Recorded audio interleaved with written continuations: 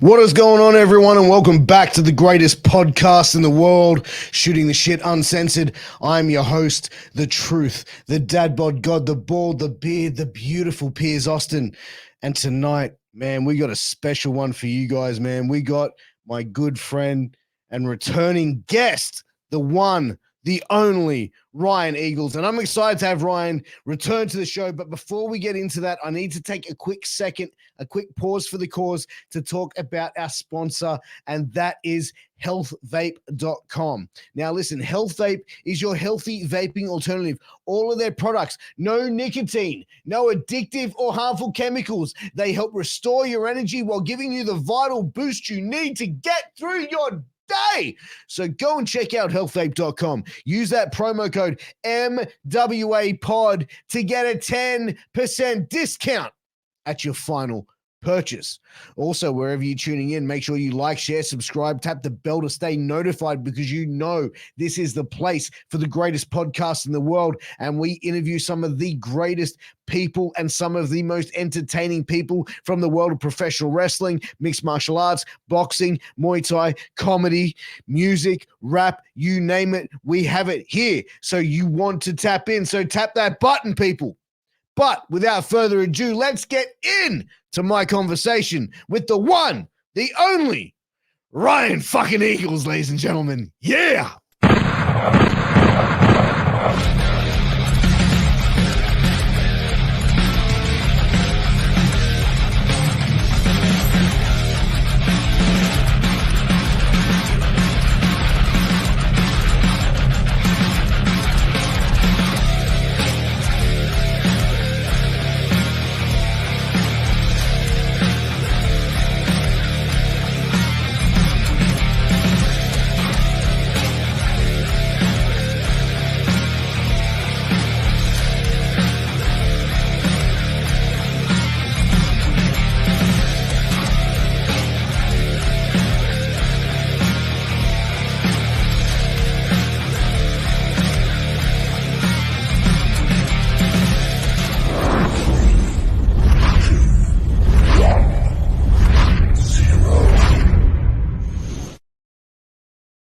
Welcome back to the greatest podcast in the world, ladies and gentlemen.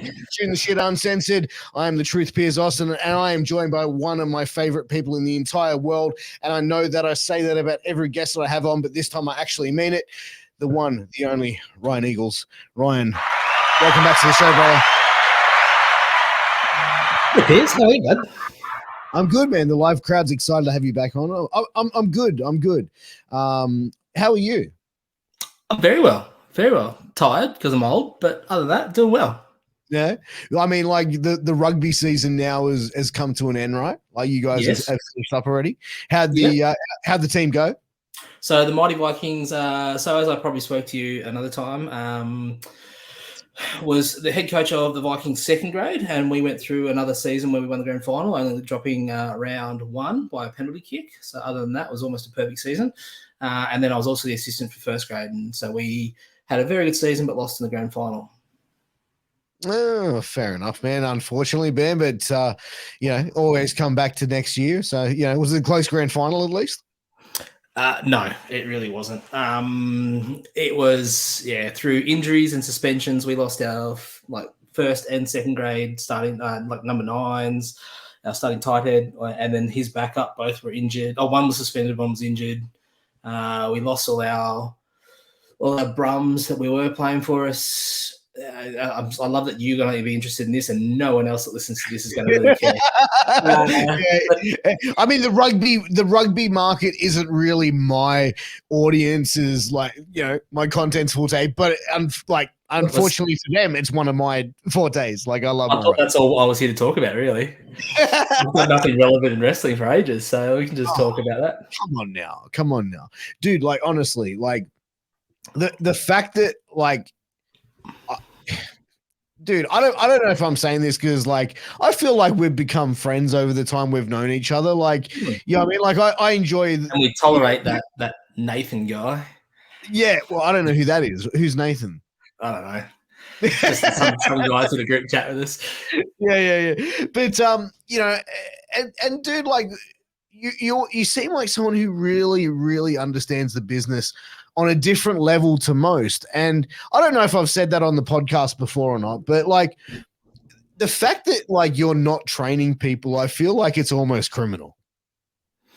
Well, I can't control that. I mean, I've put my hand up for places, and we spoke about one just before we went on and we came online, Mm. where I'd be pretty keen to do some stuff, but I'm also not naive about my time commitments with young family and coaching Sure. Yeah. rugby and work and all that sort of stuff. And plus where I live, out in the middle of nowhere, that it's not feasible for me to commit to a full time thing. But I'd love the chance to sort of do some more seminars, do some other stuff. Mm. Um, it's out of my hands a little bit, if that makes sense. Yeah, for sure, for sure. I mean, also the fact is, like, even if you wanted to set up your own thing, that takes a lot of money and stuff to outlay as well. And then when you've got a young family and you've got other you know what I mean? Like it's hard to commit yourself to that level. I get it. Yeah, 100%. And I wouldn't want to do. I'm not very good at doing things like I'm either all in or I'm not in at all, sort of thing. Like Mm. and that's probably been reflected in some of the stuff where even just some of my experiences on the last show that I was getting regularly booked at is I really wanted to be involved in I was pretty keen to sort of weigh in around the booking and how things were done and different people, but when that it's very hard for me to stay engaged if I'm not getting to exercise that bit of creativity, I suppose. And I don't say that coming from a negative place. I very much get that, the places that I'm working at, they're paying the bill, they have every right to run it their way. I'm just like I just need that creative outlet. Yeah. And that's purely all it is, really. And that's where, like, I feel, the understanding of, where, there's certain ways that promoters have their vision of their product being and what they want to see on their show. I mean? You've put together shows, I mean, many over the years of your involvement in the business. And I'm sure there's been many times where people have gone, man, he doesn't know what the fuck he's talking about. You know what I mean? Like, I'm sure people have said that about you because it hasn't been in their favor of that booking. You know what I mean? Like, but like in the same sense, I feel like now with social media and stuff like that, I feel like performers, it's like, it doesn't matter if you get a bad booking or something like that. You can combat that with a promo on social media, and I mean, you can, I mean, do the shit you can control, which is your character and what you can put out there on your social platforms, because it's like you can go and think, okay, this is kind of a terrible ending or whatever it may be, but it's like you can go at least make something out of it. No, for sure. But I also think part of it is, I mean, I get frustrated if I'm on events and there isn't oversight from the booker or whoever that is. But I also like to be able to bounce ideas off them, and I get really sort of energized by being able to bounce ideas off them about trying to find different creative ways to get ultimately that emotional reaction that we're trying to create, right? Like, and I think if I get on my back in my day rants, but I think sometimes that's what we lose sight of in the modern day. I hate the term, but scene. What constitutes a good match, and for me, it was always been that motivated by how do we generate that sort of as close as we possibly can to a genuine reaction, and without. I mean, even if I can get a genuine reaction, that's fantastic. Like as a nefarious character, I didn't know how inside terms we were going to use, but I love getting people so riled up that they're ready to fight me. Although there's or getting people to throw rubbish and shit at me or profanities. Like for me, I'm like, okay, sweet. Now I've got something like like it becomes a two-way thing, and I can play off that. And I mean, we've had a conversation recently around people that weren't able to play off that, and the response to that, I'm like, I sort of throw my hands in the air and go, that is a perfect opportunity to tee off and to actually, in essence, get yourself over or get your character over. But like, I remember like, certain things that you could do in a storyline, and you can sort of skirt that line of being like, is this whatever? And you can present a character a certain way, but not have them cross any boundaries or lines by saying anything offensive or triggering, whatever it could be. But you could build enough heat off that if you're an entertaining enough character, and you can get that heel heat. But then, like, you could have the payoff be something really positive in the end of it. You know what I mean? Like I feel like now, like that's a lot of, I don't know, like, are people scared to really try and put out anything that can push social boundaries in wrestling? Yeah, just backstage before we even get out into the ring, right? Like, how many people were scared to, the great cancelling of 2020 or whatever, when people were bored because of COVID? Like, the I like the way you put that. The great cancelling of 2020, mate, like that. There's so many people that I have associated with that, like, I mean, I joke that I got soft cancelled, but some of the friends got caught up in actually like all this stuff, and it's just like, mate, like, I see what a toll that has on them, and there's so much more mature and constructive ways that you can deal with personal conflict. And then now no one wants to step outside of the echo chamber because they don't want to be labelled a bigot or a racist or a homophobe or whatever whatever sort of describing word you can throw at them, and that's not condoning the behavior. Don't get me wrong. Like, there are genuine scumbags out there that deserve to. I don't think deserve, because it's not my place. Like, it's not even my place to judge, right? Like, it's just I can choose not to hang around them or whatever else, and that's fine. Yeah. But to stop them, I don't know all the stories, right? And I know there were some pretty horrible stories out there that I'm like, okay, that person I would choose not to be around ever again, right? Like, and there are some that I've been vocal. I was surprised with one bloke that I is not someone that I would choose to be around with. Would almost be about a year ago now. Just everything's blended into one. But I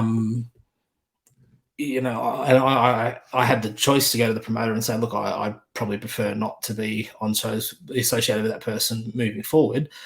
But at the same time, it's like, it wasn't my place to. He hadn't done anything illegal, hadn't done anything to harm myself, my family, my kids, anything like that. So I was kind of like, I kind of have to just acknowledge that he is not my flavour, and I just will be more selective on what happens in the future. So I don't know, like, I feel like I've gone sort of off on a tangent from your original question, but no. It's definitely something that I feel like, particularly from, people are so conscious of mental health and all this other stuff that don't really, in their great need to get vengeance or whatever it is, don't actually take into the fact that even that person might be a scumbag. They still are fighting their own battles and their own demons, and they, like, you didn't have to go out there and just completely destroy people just because you didn't like them or you had a personal vendetta, right? Yeah. Don't get me wrong. Like I said, there are some outliers in that, but I think it's more the exception to the rule than the rule itself. When I say there's some outliers of actual genuine scumbags who have done illegal or bordering on unethical things, but then that's, again, it's not my place to judge. And, I save it for group chats with you and that guy Nathan that we don't talk about because we don't know who he is. But that's the thing. I feel like, when you look at it to a certain extent, you can make the choice of who you want to be around and who you want to thing. So when you get a booking, you can see who's going to, you can ask the question, who else is booked on the show? And I feel like that's an appropriate question to ask. You know what I mean? Like, if you're going to do a show, you say who else is on it, like, to know who you're going to be working that night or whatever it may be, or who else is going to be performing on the night, who you're going to be sharing the locker room with. I feel like that's a fair enough and a reasonable enough question to ask a promoter, is it? I don't know. Everyone's got to do their own thing for their own sanity, really, right? So if that's something that you feel that you need to do, for cool. But the other thing that sort of probably irks me is, I like to think I handle stuff in a mature way, right? And so if you and I are friends, but I don't like that, like, let's say Fly Guy for an example, right? And I don't like Fly Guy, but then you go work a show with him. I don't have a right to tell you not to be friends with or to hang around with that person. Like, if they've done nothing wrong by you, why is it my place to then dictate who you can and can't be friends with, or who you can and can't be associated with, right? Dude, that's 100% right, and I've had that, bro. Like, you know what I mean? Like, I'm not sure how much that we've talking about a certain couple of promotions I have heat with. Should I go back to the fact that you said we've talking about? Because now I'm writing that down on my Facebook status that you can't use English, and we've spoken about. We have spoken about. I'm just working on trying to get like hard cancelled and not soft cancelled, mate. There you go. Yeah, exactly, prick.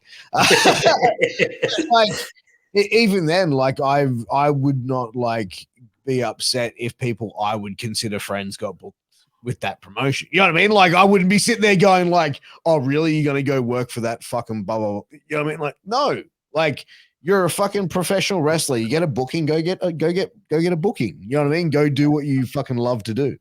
And I would never tell anyone over a personal beef, no, man, fuck that. Like, don't do it. Like, fuck it. You know what I mean? It's wrestling, bro. If you want to do it, go fucking do it. I don't give a shit. Like, well, that it almost a little bit contradicts the conversation we're having off air about other people that may be in different stages of their development, being on shows, and we're like, they probably shouldn't be on it just yet. But so we're going to be careful about being hypocrites without the record button going, right? So, well, no, like I mean, look, I stand by the fact that I don't like that Fly Guy, but other than that, yeah, fuck that cunt.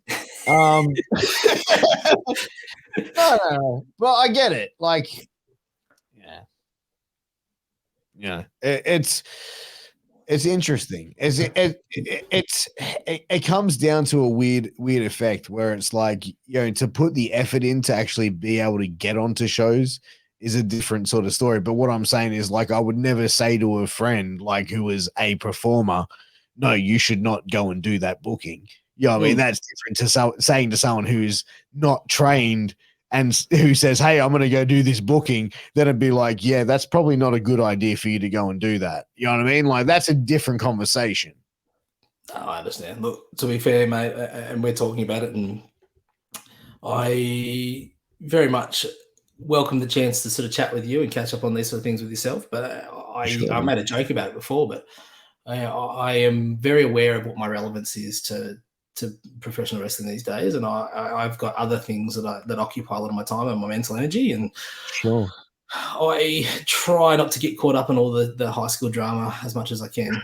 Like sometimes I sort of see it from a distance, and on name drop, Todd Eastman put up a post on his Instagram yesterday, and I was like, "Oh, I'm curious to know who that is," but I'm not actually going to ask you straight outright who it is. But the so I can't help sometimes but get caught up in the drama, but I do try and abstain as much as I humanly possibly can. And here's me not using English after I just chirped you for it, so we're all good. Yeah, well, there you go. But let me ask you, like, I saw that post as well, and I really like Todd. I really do. I think he's a really cool dude. But do you like? I felt like it's like, man, just say who you're talking about. Like, why are we being vague here? Like, I get one step further and just don't say it. Like, what does it gain? And trust me, I actually enjoy Todd's work. Like, so do I. So do I, very much so. And I've loved following. I think I even mentioned on one of the times that we were sort of speaking, but I've loved following. Like, he puts up stuff with his fitness journey and all that sort of stuff. And Todd, if you actually do watch this, I back you 100%, mate. I'm not. Please don't think that I'm flaming you here, but at the same time, I was just kind of like, what does it achieve? Like, if you've got an issue with someone, just deal with it or move on and go about your day and your life. And I say that, and that's very much easier said than done. But I just like, I've sent you messages out of rage about certain things because I need to vent, but I don't do it on a public forum, so I just think you choose the hill you're going to die on, really, or just be selective on it at least. Yeah. Or like you said, if you're going to go out there and say shit, just name, shame, and get it out there. But that's just going to open a whole can of worms.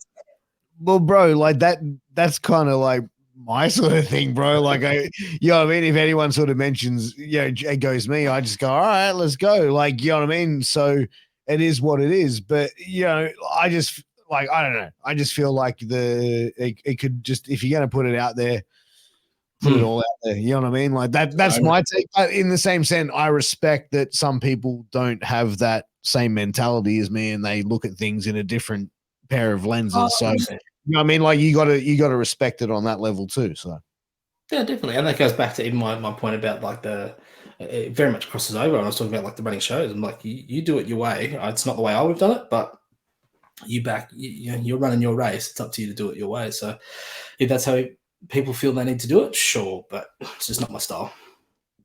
I'm not saying I'm not oblivious and I haven't done it in the past, but I also, on reflection, look back, and I like to think that I'm pretty reflective and self-aware. Go, okay, yeah, I could have handled that better, or I would have done it differently if the situation arose another time. Yeah, no. And I think that that's where it just comes down to, different perspectives and different mentalities when you look at a situation and you assess things. And, I'm more of the person when I'm like pissed off, I just sort of just go, yeah, fuck it. Like, what I mean? I'll just sit there and rage. But usually, like, sometimes I'll sit there and go, maybe I'll just shoot Doug or like this guy, Nathan, that we know, a message and just sort of say, hey, I'm about to do this. What do you guys think? And it's like, sometimes. Let's be honest, those chats, it's usually me going, yeah, probably don't. And it's usually Nathan going, yeah, fuck that guy. Yeah, say it. It's like with the good and the bad devil, like, the devil and the angel on every shoulder. And if I'm the one that's taking the angel, you've got problems, I think, Piers. Yeah, look, yeah. I mean, like I said, I've got the good and evil that I sit there and, I've got Doug on one and this guy, Nathan, that we talk about on the other. And it's just like, and there I am just sitting there just going, what do we get?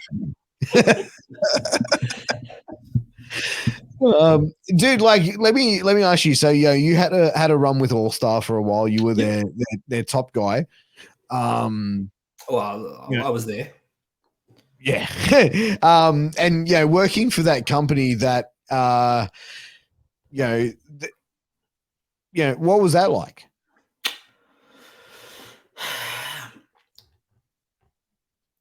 Good, but I mean, they've treated me with nothing but respect. I have booking style is slightly different to what I would, and sometimes I like to play the long game, and I like to sort of build stuff out, and sometimes I feel. I don't want to be misconstrued because I have a positive relationship there. I like to think on my end it's a positive relationship. Sure. And if I was asked back, I'd probably go back. So that probably lets you know how I felt. They were very understanding about the fact that I'm coaching rugby in Canberra. So oftentimes as soon as first grade was finished, I'm racing up the freeway to get there, and usually getting there after the show had already started and things like that, which are not the norm and not the things that I would encourage anyone to do. And they were pretty understanding that was me trying to balance all of my life commitments in that. Yeah. So I'm grateful for that. I found I'm being completely honest, and again, it goes back to everyone has their style, everyone has their thing of what's good, and I back everyone to sort of back their vision. So for me, weighing in on how I would have done things differently is not me saying it was wrong. It's just saying I would have done it differently. And I found some of the bookings sometimes to be a bit chaotic and sometimes trying to rush things. And, there would be times where, I know there was one time I flipped out, and that's on me but like I pitched the story and it was going to go over 3 shows, and then they rushed it all into this one match, and I'm sitting there backstage going, what the fuck is going on? Like, I thought we'd agreed that this was going to happen over 3 shows.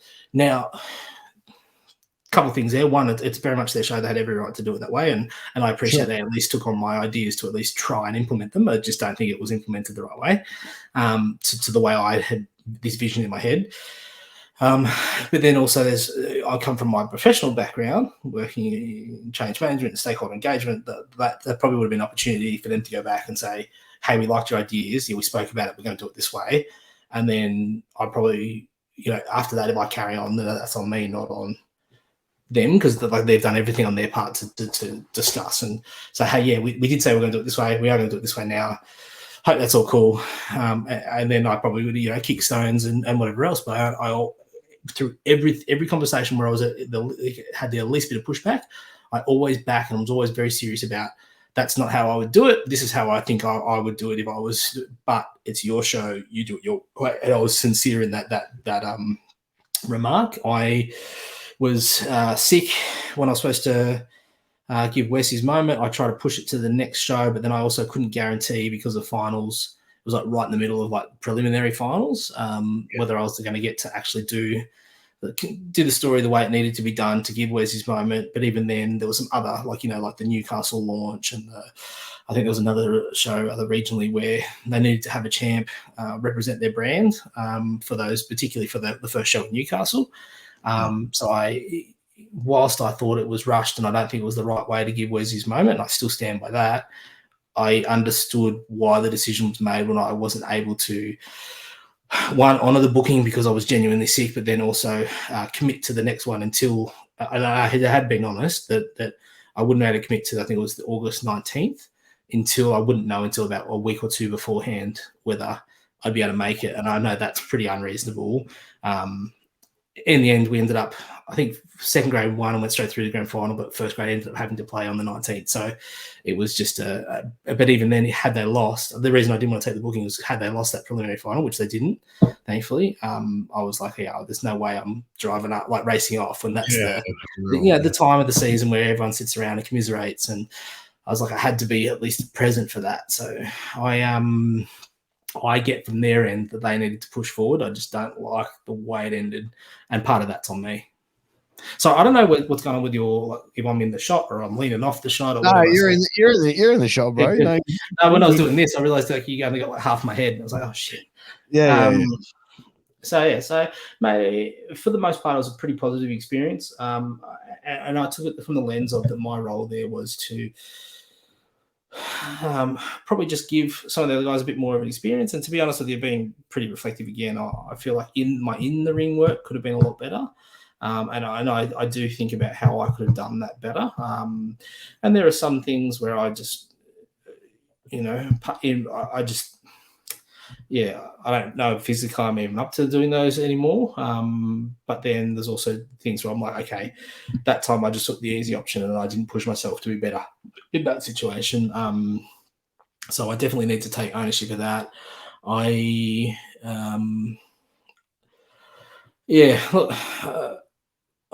I also saw that my role was to try and educate and give as much sort of perspective, or even like a bit of a lessons learned, right? Like this is what all the stuff that I did right, and this is all the stuff that I did wrong. You don't need to do all the stuff I did wrong because I've already done it for you. Take these lessons and run with it and try and progress from there. And look, it's I know there's been other situations in other environments where I've been determined to do it a certain way and see it out, and people have told me otherwise, and I've gone, you know what? Let me make this mistake myself. Not in so many words, but they've stood out of the way and let me fire. So I think that's what I need to be cognizant of as well. That they're on their journey. They're going to keep progressing. They're going to get a lot of stuff right. They're going to get a lot of stuff wrong, and that's for them to hopefully be self-aware and reflective enough to keep building on that. And if they invite me back, I'll definitely take the call or the message, and it's just got to match up with life commitments and everything else. So I don't have many negative things to say about it. Even experiences at other places that I've not quite enjoyed my time. I'm still probably go back because I don't. There has not been too many times I've walked away from something and going, I'm never fucking going back there again. I might be more selective in my booking, or I might ask a few more questions beforehand, or but there's not too many places that I'm like taking a booking out, went to, and then went, you know what? I'm not going back there. There's some, don't get me wrong, but not all stuff. Let me ask you this: if PWA said, "Hey, we'd love you to come and run a training session once a month," would you do it? Yeah, but it wouldn't happen. Like you got to remember that's my baby, and a lot of the top guys were guys that I either trained or they came in and joined the training at a later stage, and there's been a few newer guys since then, but not a lot. I'm loving seeing a few of the guys come through, the guys that maybe I didn't have a hand in training, and I do enjoy following them. I don't think it would. Look, I'm being realistic. I don't think it would ever happen for whatever reason. I have this. You can call it fantasy because I don't think it'll ever happen, but I have this vision that I'd love to have my last ever match, me and Robbie versus Davis and Kyle, and just like have a tag match, in a PWA ring, finish off, and then just walk. Am I naive enough to think that would happen? Definitely not.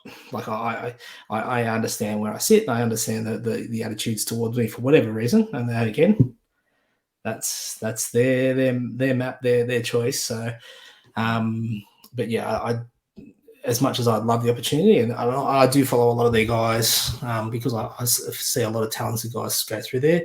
I enjoy. So, I mean, I've like I enjoy a lot of the work that like Unsocial Jordan does on the mic. I enjoy Tuck's new gimmick. I think Ricky South is probably one of the best in the country that doesn't get the credit that it's due, right? Like, and I stand by all of those statements. And I think if booked the right way, Matt Boynton should be. And I just government named him, but I think Matty is probably one of the best big men that we've got going around. He just. I mean, he has a unique look, and he seems to be a pretty unique individual going off his socials. But I just think he booked the right way. So all of these guys, like, are very valuable to any show that they're on. How would you change the booking to certain things? Like, you talk about Matt, like let's say Matt, for example. Yeah, I don't have enough. I just see little bits and pieces, and I don't have enough full context to give a really measured, thought out response. I think one of the things for me though is, I think about guys that in years past where they've had guys like Matt, and we try to do it with different guys over the years as well, where because of their unique look, you kind of got to book them a certain way, and often that's keeping them removed from it, like looking vulnerable for to use them to build up, and almost that. I'd be constantly building Matt up to be almost that final boss that anyone that's going to ever get to get to the title picture has got to get through, like that final hurdle. And so like I mean I had a match with Matt in Go years and years ago, and it was almost like it was almost the same thing with Crofty. So I'm not even going to speak just with Matt, but even with Crofty, he was a big unit and he had this very unique look. But then Crofty wanted to bump for you, and I love Crofty to death. But I was like, Crofty, no, you stay up. Like, you're the bigger guy here. Let me do all that stuff. And then when I finally get you off your feet, it's like it's an event. Like, it's something. But then also the one thing, playing devil's advocate to that, the one thing that we probably don't have here that you would have had to use Matt in the way that I picture him being booked is, like in the territories days, he'd come in, be a killer, he'd run through your whole roster, he'd get to the last guy. The last guy would eventually get him off his feet and beat this adversary that's been built up over months. Excuse me, I should hit mute. But then after he's been beaten, you get sent off to another territory to do that again, right? Like, and then he does that same routine there and on the Health Vapes, good work. Then it just supporting the sponsor. So hey, shout out to the sponsor, Health Vape. Appreciate exactly. I'm actually a little disappointed that the Elephant Undies aren't a sponsor anymore. I was hoping for a pair of those. Can you talk to the powers that be? I want a pair. I'll give you my size when we're not recording. Let me know. I'll get you some. Good man. It's larger around the waist and smaller in the other areas. That's sort of when it comes to undies. But yeah, like you're back in the territories days, someone like Matt would have a long career just going into different territories, be a killer for 3 months, then we get moved to the next place and be there for 6 months, and then it was never, you could almost preserve a lot of his strength, whereas Matt now, like you're talking about, I'm just sort of talking about the ideas that are going through my head, because Matt's there in Newcastle predominantly. It's like, okay, well, how do you keep that fresh? How do you keep that not just being the same old routine? And I get that's probably the difficult part. And so whilst I make comments about how he's booked, and I could say the similar things around like Ugg, just seeing what Ugg's character was when he started and now how he's progressed. And now he's cutting full promos in English. I'm like, hang on a sec. 3 or 4 years ago, all you could say was the word Ugg. So he's obviously going to some good English schools, but it's, I don't know. And this is me admitting that probably me making a statement, and I'm glad that you pressed me on it about how I probably book things differently when I actually take a step back. It's not as simple as just, I book him this way and this is what it would be, because if you're guy for a year, it's going to evolve, and that person is going to, like, you know, they can't just do the same, particularly with his like one syllable sentences, or Matt with his like killer don't bump for anyone routine. It's got a shelf life, right? Like, Yeah, absolutely. But also the sense is as well, like for an indies, like the indies as well, because it's like it's a different format when you say, like, you know, keep it special and only bring it out like for big shows. But then it's like, well, then he's the one that's missing out on wrestling and, you know, developing and getting better in ring and getting that exposure of being in front of a live crowd and performing in front of a live crowd as well. So 100%.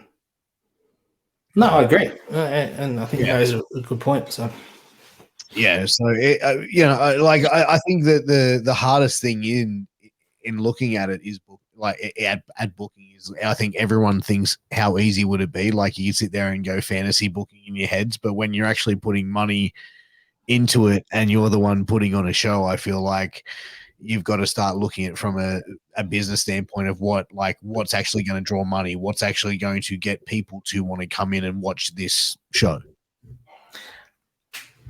I've got a question for you, and this is something I was thinking about this afternoon. Sure. How much different do you think pro wrestling in Australia as a whole is different from, say, 15 years ago? When did you get involved? A few years ago, 3 years ago. Okay, so but I was around it. Like I first came around it 20 years ago and was around for a few years around then. You know, I was friends with a guy who was working for IWA and was a sort of one of the main event guys, you know, working Mercedes most shows. Who was that? Mehdi Basir, Iron Mehdi Basiri. I don't remember. He was he was like the early 2000s, like 2000 and I want to say 2000 and 2001 to maybe 2000, 2000. Yeah, maybe to around 2002, 2000. He was there longer. Like he was there from like 98, 99. So he was like one of the original guys that trained with Mark. And like, so would he have overlapped with Matrix?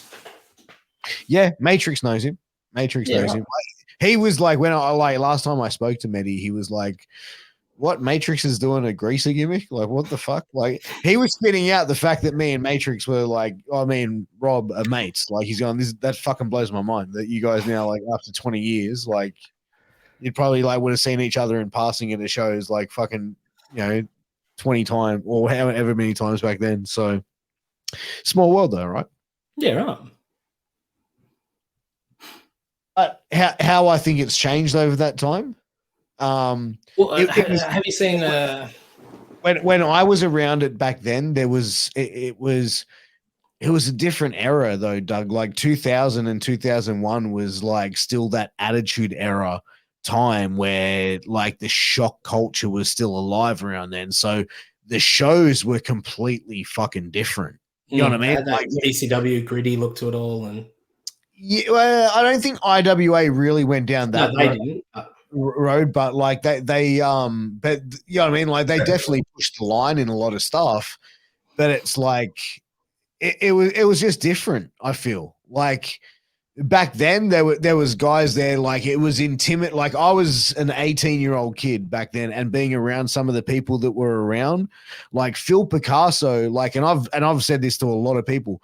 Big Phil back then was probably the most intimidating fucking thing that you would like, bro. I'm talking like Brody vibes. Like you just like terrifying, like the way that he would just sort of like come out.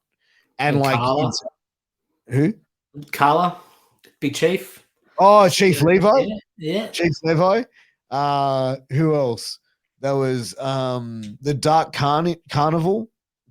Was it Dark Carnies or Dark Carnival? Scarecrow and Dementor? Or are you talking more about Dementor? No, it was Dementor, and there was another guy. It wasn't Scarecrow, but it was another guy. They came out with like the overalls and the face paint. Punisher Pickford.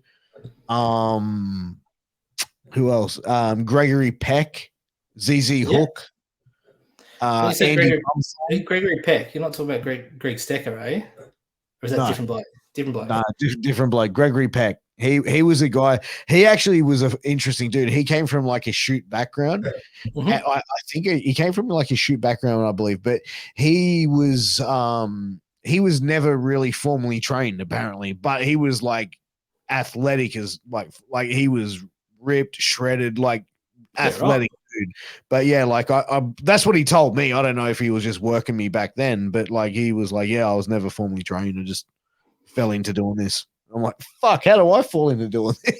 You know what I mean? Like, I was trying to figure it out back then, but it's yeah, it was a much different scene back then than what it is No, today. I was just thinking about like obviously the wrestling standard has gone up as far as like the athleticism of it. I won't comment. The professionalism has gone up. Use that word lightly. Okay, yeah, you're right. The production values has gone up. And I think when I started at WXA, they were big on production value, but didn't quite know how to implement it.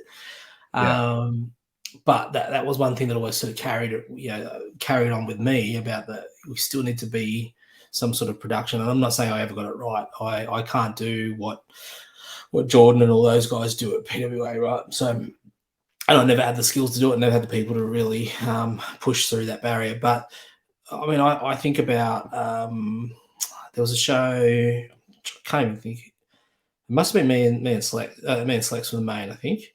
But we did a show at the Cube, and there's 500 people. But then I saw something just I've seen a couple of posts this week, and people are sort of talking about how like celebrating the fact that they drew 500 people. I'm like, okay, well, are we really, other than the ticket prices going up and production going up, how much have we evolved as a product, and how much better are we really than say 15 years ago? Or is that the thing that's the measure around the standard of production and athleticism and the wrestling? I honestly don't know. Excuse me. I was just thinking about it, like how much has improved and things that have changed from when I was around full time and properly and trying to implement a vision to how it is now. And I'm like, this is removing myself completely out of the picture. Like I'm not saying. I'm just more curious. As people seen an evolution? Is it improving? Is the standard in which the shows are really, like that noticeable? If we're not seeing a tangible increase in attendance, or is it really about other factors that we measure it on? I Look. think. Oh, sorry. Sorry, You go, and then no, I'm no, going to. no, please, you finish. You finish. No, I was going to say because in saying all of that, as I hit the sort of full stop on that sentence, I would challenge that the Canberra guys, Slam is doing huge business at the moment, and they're doing better than Canberra, like PWA Canberra ever did, or that stuff. Sure. So kudos to Luke, to Dan, to Mikey. Like they're doing a fantastic job, and the big show coming up. I wish I could plug it for you and tell you when in December it is. I just know it's in December. They got the big show at the National Convention Centre. But so that they might be an outlier, but I was just talking about as a scene as a whole. And I know like EPW is still killing it, they're still doing crowds.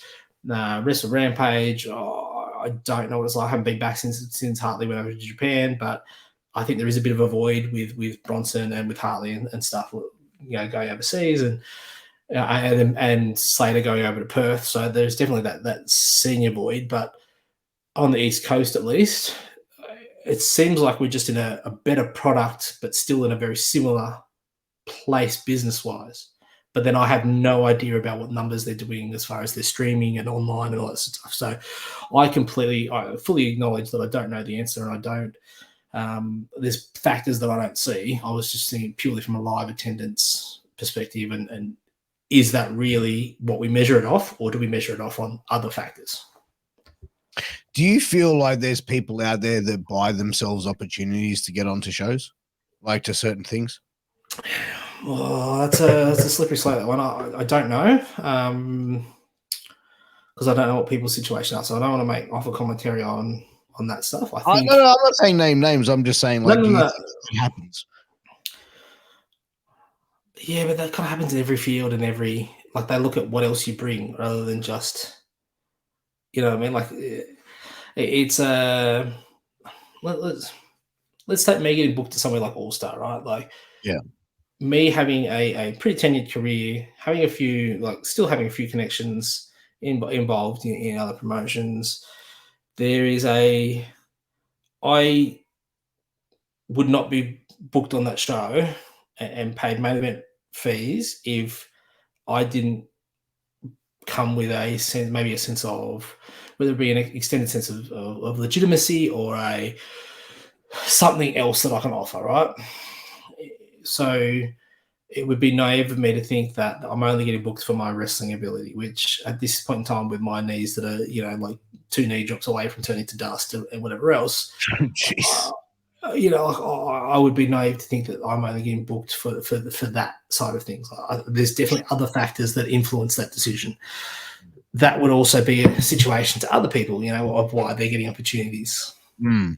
And it might be just that they have invested a lot in the training school and they're, showing progress and they're, they're always around and they feel like you need to throw them a bone. Like I get that there are other factors as to why someone might get booked other than just their straight wrestling ability or their ability to get heat to then get over the guys that are on that show regularly.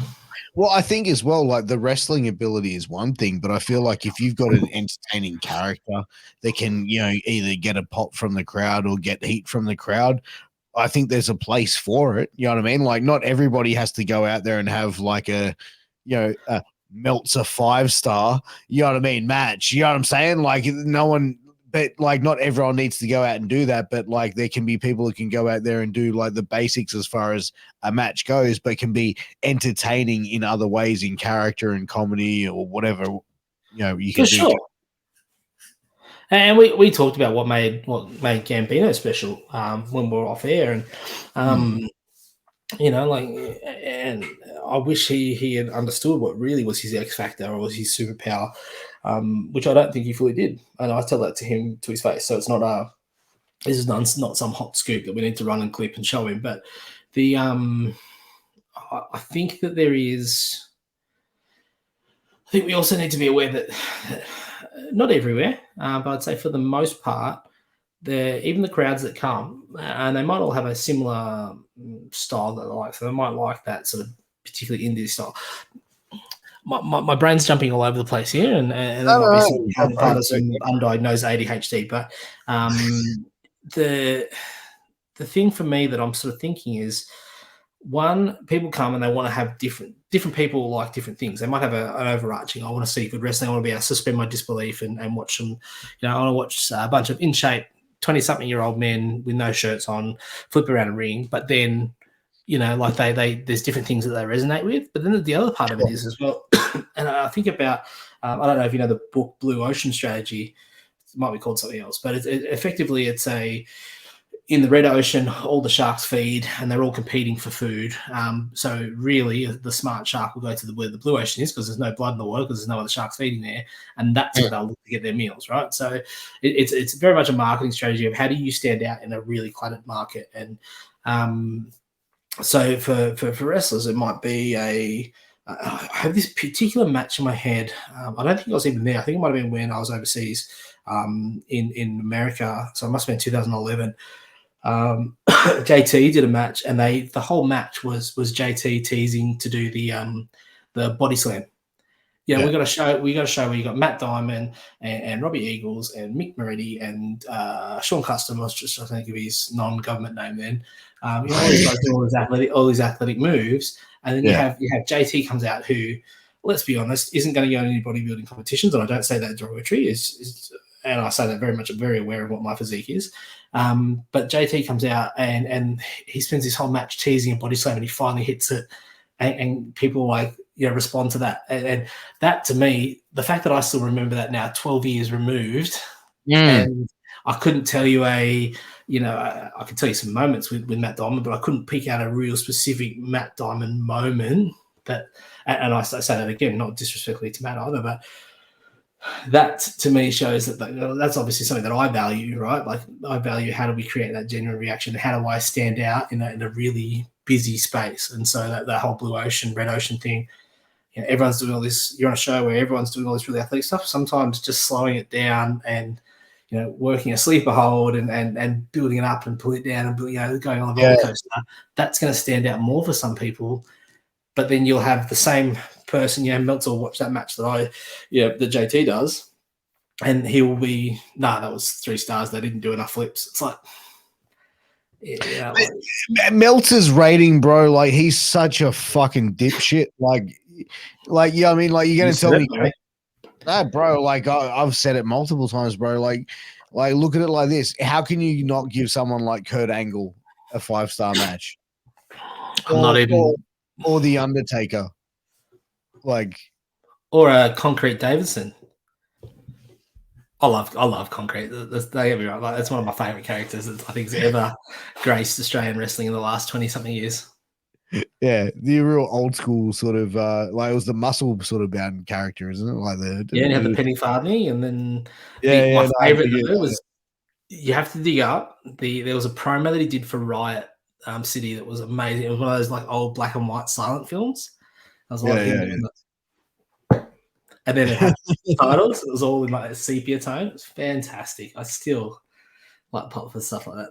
Oh, I gotta go check that out. That sounds fun. Yeah. But let me ask you this: outside of PWA, what companies do you see that have the promise in New South Wales to be like that same level, or potentially that same level, or if there is a promotion out there? I don't want to limit it to New South Wales. Obviously, Newey Pro, but they share a roster with PWA, so it's kind of a mute point. They're in New South Wales. Yeah, but it's effectively 1A and 1B, right? Like, Yeah. um, that's not to dismiss the positive work they're doing, but it is an extension of, right? Well, I mean, is it though? Mm, for the Like, most, yeah, I mean, for the like most part. their guys are training down there, and PWA. Oh, their people are training down there, and PWA's people are training at PWA. Like, it's There may have been a bit more of a separation now because of the numbers that have come through each of the training schools. I honestly don't know. But I definitely see like Slammer doing, I mean, the ACT, but it's New South Wales as well. Slammer doing some of the best business at the moment. Like, they're phenomenal. And interesting enough, like to see the guys that are predominantly involved in it. So, Crofty, Mikey, Luke, even backstage with some of the backstage stuff he does, Jack. These guys were in the original Capital that became PWA Canberra when Cross and I took over. And now to see those guys thriving it's kind of like one of those, like, proud dad sort of moments, even though I have nothing to do with the promotion. As much as I'd love to, I've told like Luke this is not like multiple times, just because I work down in Canberra and I do a coach down in Canberra, do all my stuff down in Canberra. But just to be an outsider and see them doing that, I'm hugely just proud and just proud of what they've done, but then also makes me a bit of a fan as well. And that's a bit of a stretch considering just my general attitudes to everything. Um, but I think you can't go past the other places, like the fact that, like, EPW have just been consistent for 25 years now, or I've butchered how long they've been in business, but I do speak to Farley. But they, like they do great business over, and I'm in a fantasy football league with Bobby Badblood too. But to see how they guys are going strong for so many years. Riot City are doing some awesome stuff, as well as Wrestle Rampage.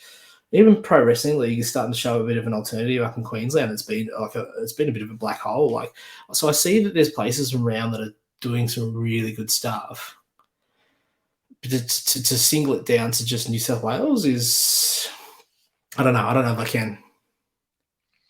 Yeah, I mean, I think it's definitely out there. I think that there's definitely a lot of promotions that are doing it really, really well. I mean, even EPW, they've got like some big shows coming up later on down this year, and like those are, and like I feel like even UE Pro, like some of the shows like that they've put on recently have just been absolutely spectacular. Like, I just, Here's you know, a smoky for you.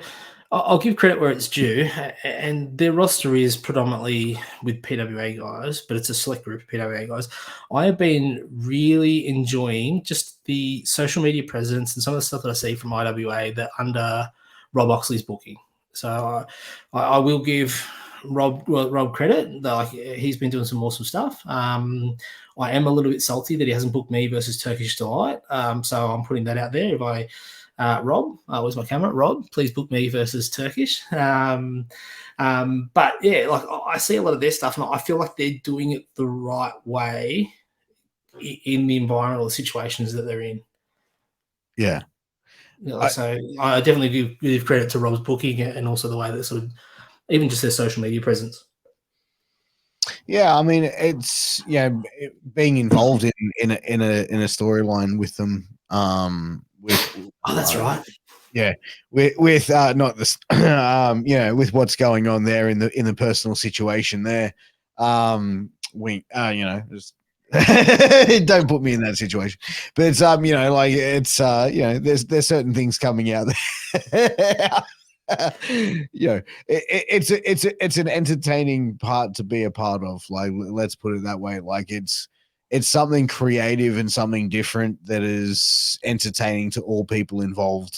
For that, I think, you know what I mean. Like, and it plays to different markets. Let's be honest as well. Like, and I say this respectfully, and also, because I have a positive image of not everything they do, but I have a positive image of Peter Bay. It's very much a different market too. Like, Peter Bay have decided that they're marketing a certain way to a different audience, and I back that. Like, you find your core audience. Again, it's finding that bit of blue ocean where you can play, right? So, but IWA has always had that very specific core family in clubs type audience. And then how do you then make that work and grow that? And I feel like from an outsider, they're doing that really well.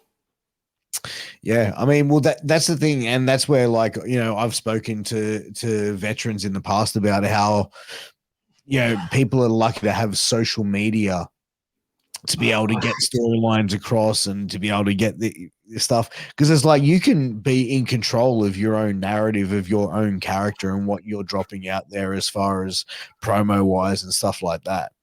You know what I mean? Especially being an independent wrestler. I find the whole thing arduous. I reactivated my my Ryan Eagles Facebook page, and I think I posted on it once. I had every intention of trying to be diligent and selling some Ryan Eagles t-shirts. So if any of your listeners want to buy some Ryan Eagles t-shirts, message you or something, because I've got some. But I also feel that's another tangent I can go on about it. I feel if I'm doing my job as a heel, people aren't going to buy my merch anyway. So it's catch-22. But I'm very proud to have got them printed. Here we go. Look, cheap plug by Merch Bunny. Jay Andrews. So please, thank you. Everyone go get their shirts from Merch Bunny and support Jay Andrews. But it's I don't know. Like, I find that whole thing, I get the value in it. I understand it. I encourage guys to do it. It's just, I mean, half the time, like even my own social media, it's might post the occasional picture of my kids. I will reshare a story that's usually just a funny meme, or I'll just like scroll through and doom scroll and look what everyone else is doing, or use it as a reference point for other stuff. Like, I think my Instagram is mostly through different recipes and like different recipe pages, and I use that for inspirations for my cooking. But I just, for me on a personal level, I just find actually diligently posting and using it as the tool that it really is, it's I don't do it well. Man, like, for like someone who, like, for me, I kind of live my whole life on social media and stuff. Like, if people follow me, like, there's always something going out there, at least one post every single day. And it's like, I mean, because look, don't get me wrong, I love spying on other people's lives through I kind of feel like with the podcast and that sort of stuff, like, and I feel like when you're trying to grow a brand and you're trying to grow yourself as, or a podcast, or you're a professional wrestler trying to put yourself out there, you need to put yourself out there as often as possible, and you need to post as often as possible. For me, one post a day is kind of like my limit. Like, maybe sometimes if I'm feeling frisky, I might post twice a day, but like, you know what I mean, dude? Like, at the end of the day, like, Yeah, Do you if ever I'm feel based like today at the stage of being 41 and having 3 kids, like it's, you know, what I mean, I don't want social media to control my life. I like to be able to put my phone down and sit down with my kids and play with toys and disconnect from that technology space. You know what I mean? yeah, no, look, I didn't. Something I need to be better at. I also remember when I only had 3 kids, so I'm jealous. But do you ever feel like I was going to ask you a question, and you were sort of talking about oh, fuck, I can't even remember now. It was one point that you had that I was like, I've got a really good question now asked there, but it was more around. If I keep talking, it'll come to me, and then I'll probably interrupt your next question with the actual question that I was thinking. But it was a good one. I can remember that. Yeah, well, definitely. You can definitely ask me a question. Yeah. So the question I was going to ask, like going off that whole sort of thing you were talking about social media, is do you ever feel like, I know you said you were pressured, or you felt pressure, or at least you feel like you have to be deliberately, or you have to post every day. Do you ever feel like, and this is probably one of the things that I was thinking, like even when you messaged me and said, "Oh, do you want to be on the podcast this week?" I was like, "Do I have anything interesting to say?" Which I'm still, the jury's still out. But do you ever get that imposter syndrome of like, you know, and this is probably why I don't post on it, whether it be on my Right Eagles page or even my page, is like, do people really care what I think? I get those memories from Facebook, and some stuff comes up. I'm like, fuck, did I actually type that out and put that out into the universe? So, like, so how do you get around? It's almost the word I'm thinking is almost like that imposter syndrome around. You know, do I actually have something meaningful to say? I I was always someone like I had a background in and I've said this before in combat sports, but also in music. And I was always a lyricist, so I would always write songs, and it was almost like on a daily basis. So it'd be like, yeah, I mean, like I would look at it as almost like a storytelling when I was writing a song, and it'd be like something as simple as like, you know what, I'm hungry. I want a Mars bar, and there's like the hungrier I got, the more I desired to have that Mars bar, and then I was like, desire. And then I was like, I'd write the word down and then I'd try and work out a song based around desire and wanting something and desire, you know what I mean? Just needing it. And then like the song just gradually getting more and more intense of just being like that desire growing stronger and stronger. And that was whereas like, yeah, I mean, I would take things like that. So to me, it's just like, I don't know. I just fell off where that question was even going, but like No, for but I've me, got it was another follow up question now. Now that you've gone yeah, down that path. but I feel like it's almost like I've always had that thing of wanting to be able to express myself in a certain way, and whether if people like it or whether they don't.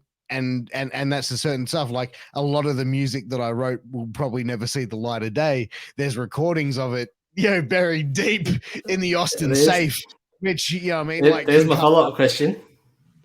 Yeah. There are certain things that, you know, I mean, I'll play you something off a recording, like when we're not recording a podcast, but, you know what I mean? Like there's certain stuff that I have done back in my younger years, but, you know what I mean? Like I said, it's something that I put out there for me. And that's when I started a Sure. podcast. It was like I did it.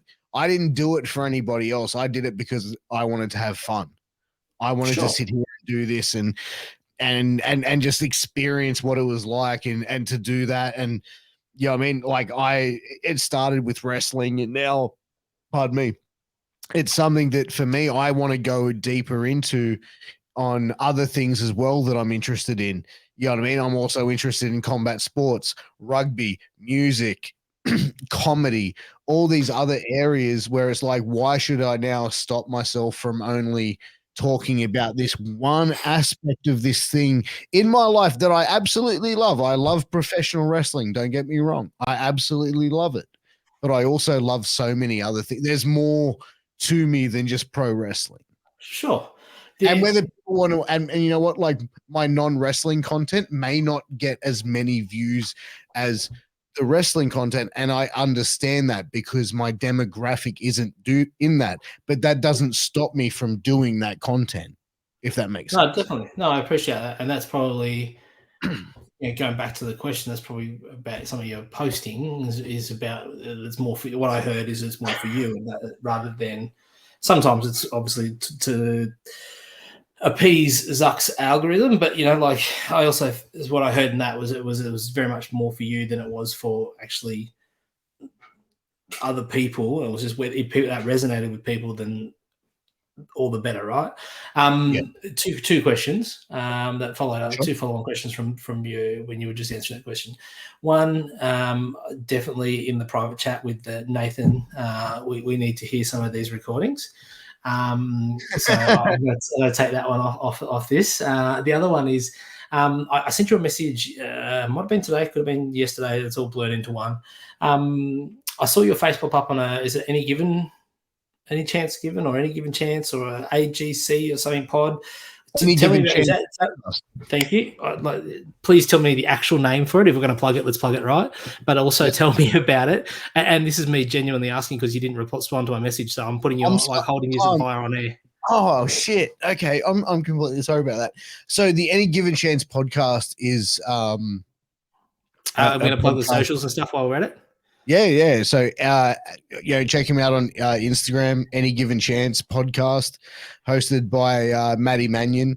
Absolutely great time I had on that podcast. And, they asked me a lot of questions. They asked me a lot of questions about, my, journey from, starting a podcast to going through professional, getting involved in professional wrestling and then going into like the combat sports world of broadcasting as well.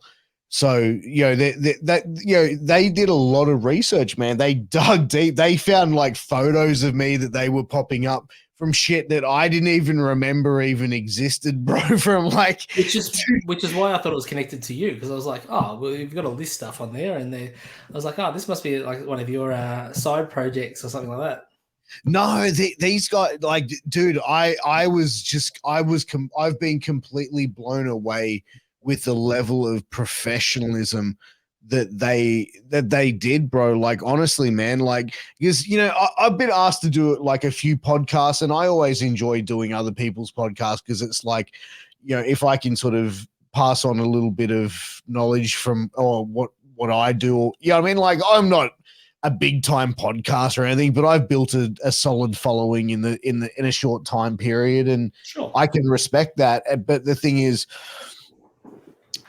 if I can help people, whatever, like if people want to talk to me, I find that interesting and stuff. But the one question that I always get is like, so, did you always want to get involved in wrestling? Like, yeah, and which I always did as younger. I was like, absolutely. It's like, but they're like, how did you actually break in? And it's like, well, I kind of started a podcast and it kind of got over with everybody. And then, and so you bought yourself a booking. I didn't, but yeah, I mean, like, but I was like, promoters saw that I was like, I wasn't really like, I don't want to say mark. You know what I mean? Like, I wasn't. You weren't a naive fan, is what you're saying. No, yeah, I wasn't. Like I was just cool to be. Like, I don't know. Like, I just acted cool. Like, I was chill around people. I don't know, like whatever. I mean, I don't know what's the right way to say it, but like that's kind of how it just sort of all came to be. Like it was just, yeah, cool. Do you want to try doing this? Yes, cool. Hey, now would you like to try doing this? Sure. You know what I mean? Like it's. I think it goes back to your question. And do you see people buying themselves bookings? I was like, yep, they do. By saying, I'll give you exposure on my podcast if you let me. No, not at all. I have never, never has ever that been any sort of thing where I've plugged anything on. Is it a sore point, Piers? Because it was pretty easy to like. I was fishing then, and you took that. No, bro. Like I'm being honest with you, dude. Like there has been, if you go back and look at my podcast, any booking that I've had, I never talk about I probably maybe once or twice at the end of a podcast say, hey, if you want to come out and see me, this is where I'll be.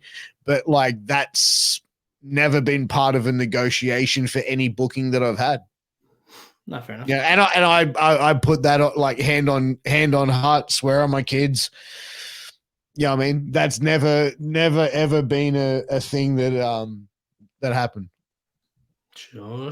That's what they all say. Well, bro, there's nothing that I can say that's going to prove like that's going to convince you otherwise. So I'm just telling Oh, you. mate, you I'm don't need to telling you the convince me truth. anything, I'm Piers. telling I'm you the just truth. checking out. Yeah. Fuck you. I'm sure you That's are. the appropriate response. Yeah. Yeah, fuck off. And that's the clip right there. Exactly. Oh Just, man. Yeah, just fucking reeling it in, you fucking shit stirring. You yeah. You and Rob the same fucking like he's the same way. Like he'll just sit there and just fucking like throw something down there at someone sometimes. It's like, fuck, I see what you're doing. But you didn't know. It was afterwards you saw what we were doing. So Yeah. Well, I realized it when I sat there and I saw you fucking sit there with that big shit eating fucking yeah, fucking smart ass trying to fucking put it on me on my own podcast. Jeez, mate. what a dickhead. No. Yeah. Look, I think that the title of your podcast needs to be the podcast about nothing, given my background and given how we've just kind of just talked shit for an hour and a half. Well, I mean, I feel like this has been an entertaining podcast, though. I feel like we touched on a lot of topics. You know what I mean? Well, yeah, again, what's entertaining for us might not be entertaining for others. I just enjoy talking to you, Piers. Well, I enjoy talking to you, man. Look, did you get a chance to have a look at my the Lee Morrow podcast I did? I saw clips. I won't lie. I didn't see the podcast. It's only just come out, hasn't it? Yeah. It came out last I think Tuesday. Gotcha. I will be fully transparent. All my podcast listening has been slightly delayed. I normally would listen to a bit more stuff. I've even missed some of my rugby podcasts because I've been sort of trying to catch up on World Cup games, given that we're in the middle of the Rugby World Cup. So a lot of other stuff, and the NFL season started, so the Eagles are 3-0. But I've kind of been pretty preoccupied with different versions of football at the moment, which means that a lot of podcasts are on the back burner. Yeah, man. Well, tell me about Lee Moreau. So Lee Moreau I had on the podcast, and we talked about his sort of journey overseas and the emotional, struggle that it was. What was it like for you when you were overseas? Like, did you ever have that sort of like mental anguish side of things? Like when you like, fuck, like, you know what I mean? Like I got to try and get in front of someone, were you trying to like completely like, I don't know, like what's the word to put it? Like, I mean, like he was almost like every day he was like, damn it, I didn't get a chance to be in front of someone today, but damn, I'm going to make sure I do it tomorrow. Like, was that your mentality as well? Like when you were overseas, like when you were in America, was it like always, man, I just got to get that opportunity in front of someone today. Like it's got to happen. It's got to happen. Look, there's a few key moments that I think of. Where it was kind of like that fork in the road sort of moments. I didn't have the same. I won't say urgency because that's not the right word, but I didn't have the same desperation or the way that you communicate. Having not heard Lee say it, and I'm a big fan of Lee's. Completely, you can cut that one. I'm a huge fan of Lee's, and I've put his name forward at a bunch of different places. But Amazing guy. Yeah, his girlfriend's a shithead who didn't invite me to his birthday, but that's a different story. Thanks, Soph. Oh, wow. You hate tomorrow's missus. No, I don't. No, they're good people. Right. What else over there? I think I had a different attitude about it, and I think I've also I've almost been my own worst enemy in a lot of different times as well, where I've kind of second guessed, or and we made a comment about the Dunning-Kruger effect, and I think I'm on the other. There must be another effect on the other side where it's that self-sabotage and of not really having the confidence to back myself all the way. But I know there are a few moments in that. For me, the first time we went over, so in 08, it was more about I just want to get as many connections as I can. I just want to get as much experience as I can. I just want to learn as much as I can. If I get to wrestle as well, awesome. Say what you will about DJ Hyde, he gave me an awesome opportunity at CZW. I made good friends with guys like Drew Gulak, Sammy Callahan, all those sort of guys. Like I wrestled Sammy over in Ohio, and then he came over to Philly, and I think I spoke on a previous podcast that we were supposed to be in the original Switchblade conspiracy, and then I got deported / left. But I didn't get deported. I had a green card. But I still see a vivid moment where I was training with ROH, training with CZW. Alex was training with Shakara, so I wouldn't mind Charlie, like our eldest, on those nights. This is when I was 08, so I only had Charlie at the time. So it was kind of our deal that I would go CZW, she'd go Shakara, and then we'd sort of split up who would go to Ring of Honor training over the course of the week. And I'd either go with Jess or I'd go with Alex, and got the opportunity. I remember there was one time that we drove all the way up to Boston, and then it wasn't the time that I got my gear stolen, because that was, I want to say, Connecticut. So it was went up to Boston. Hunter, so one of the guys that was involved in the booking, I'm not going to drop the connection between his government name and his dressing name. I was around, was hoping to get on the show. I'd actually looked like it was only going to be Jess and Madison were going to wrestle each other. So I was like, sweet, no worries. I'll take Charlie back to the hotel. I'll go, on the way I got a pizza, and I went back to the hotel. I was watching movies. Charlie was sleeping. And then I got a phone call saying, where are you? We've got you a match on ROH. And I was like, so it was kind of like one of those ones where I was just like, well, I'm back at the hotel, and it's like, well, you've missed your chance. And it was kind of like, well, no, it's not really. It's like, can you get back? I'm like, no, I've got a sleeping 3-year-old in the bed. I'm just going to have to sit this one out and hope that I get invited again. Went through the whole trip. I feel like I'm just trying to remember. I ended up wrestling on them. It must have been 2011 when Corio had made me some gear. I had that gear separately, but then my knee pads, my boots, my everything was in another bag. We were in New Jersey. It was just before we came. No, it was that trip. It was the end of that trip in 08. It was just before we came home. The night before the show that I was supposed to wrestle on, we had our car parked in a hotel car park. And then someone had broken in and taken like a whole bunch of bags. We had a bag that had the ROH bell that was given to us. We had all of Charlie's toys. We had I had a DVD that, because we'd been in Japan beforehand. This is one of the few sort of markish things that I had. I'd got it was like a best of Kabashi, like 8-disc set or whatever that Kabashi had signed for me while we were in Japan. All that stuff got stolen out of the car. Jess McKay, Billy Kay, I think she had a bag of stuff that she had been collecting, just presents for, like, she bought a pair of Jordans for her brother, which is how Jess and I met. She had a whole bunch of gifts for home and everything else, and they didn't take that bag. They just took the bag that had wrestling gear, kids' toys, and a Ring of Honor ring bell. Like it was like they obviously just grabbed what they could, and one of those was like all my shirts that I was trying to sell and a bunch of ring gear. So I rocked up to this show, and I didn't even realize that all that stuff had been stolen until I actually rocked up to the show in Connecticut.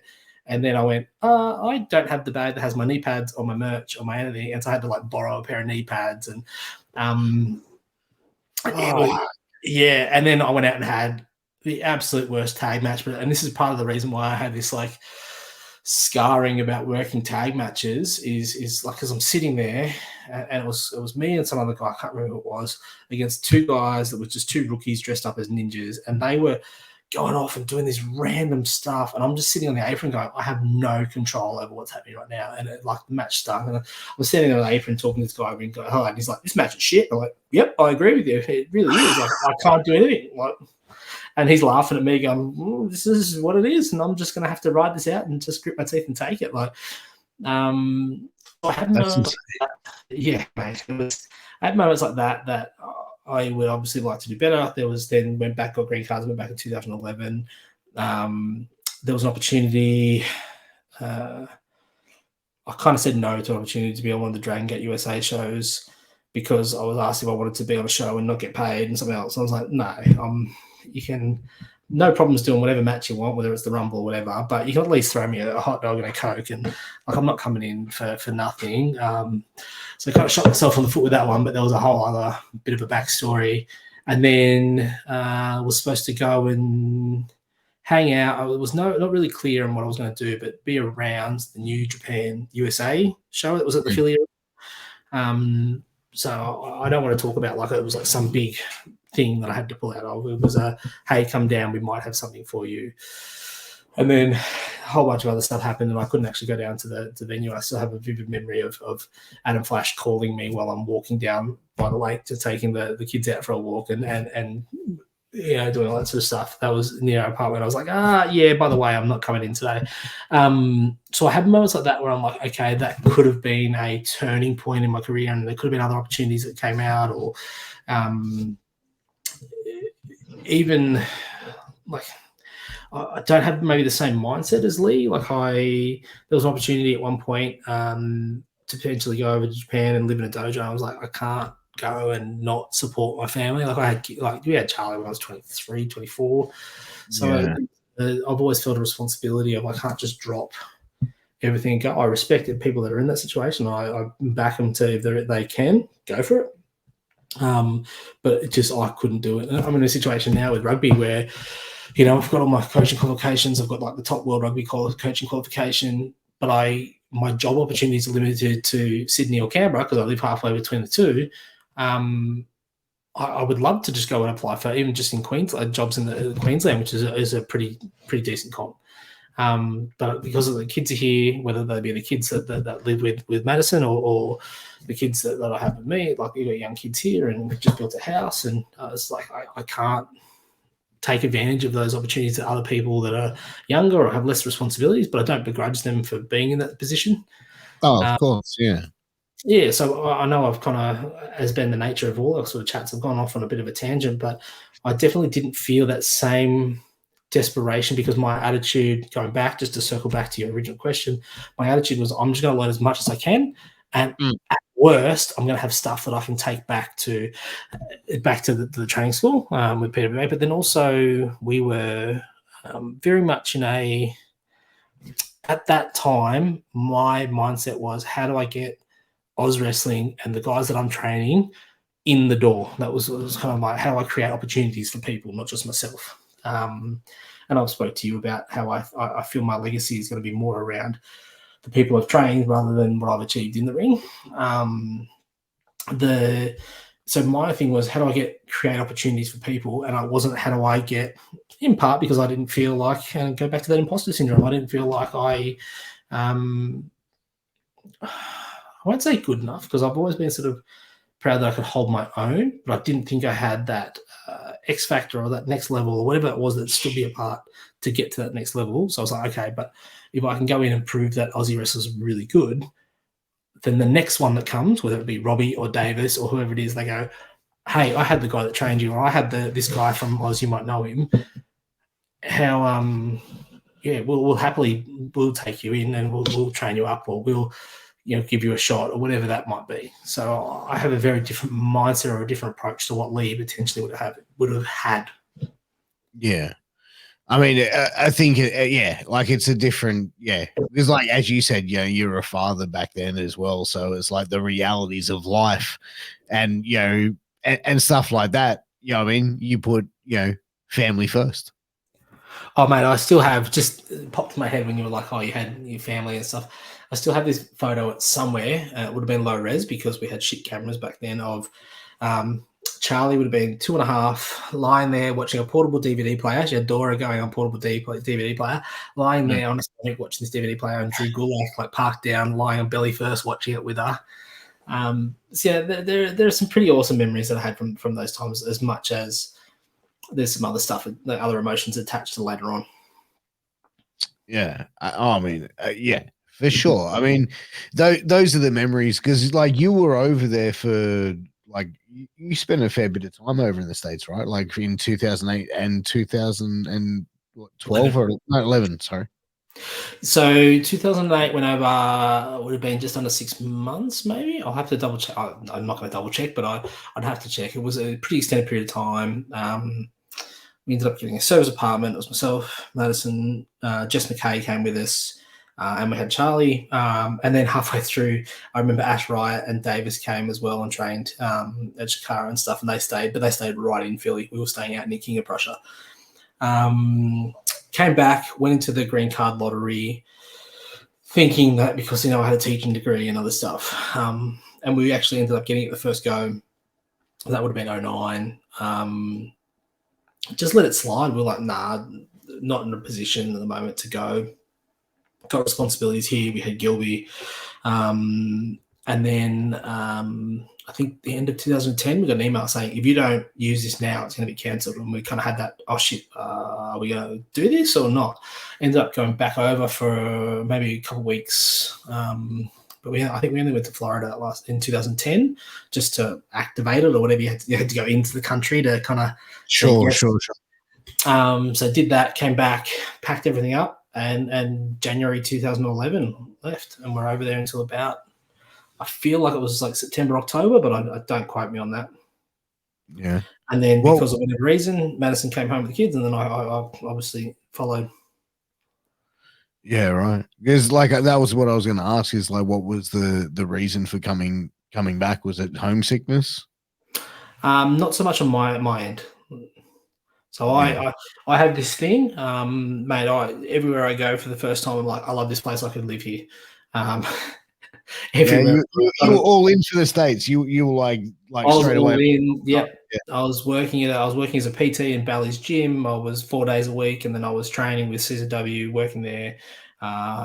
Starting to catch on, training with ROH, starting to create opportunities there. I think one of the last things I did when I was there was go, hey, you need to have a look at this Adam Cole kid. I think he's pretty good. Wow. And because he'd only been wrestling for a couple months at that stage, him and Veritas wrestled a match. I want to say, I know it was definitely me and Cole versus Veritas, and I want to say it was Alex Colin, but I'm not 100% on that one. It could have been just a local guy. Wrestled this match out of York, PA. And I still remember, like, it would have been about 3 or 4 months in for those guys. And I was like, Cole, do it, a Donald stretch.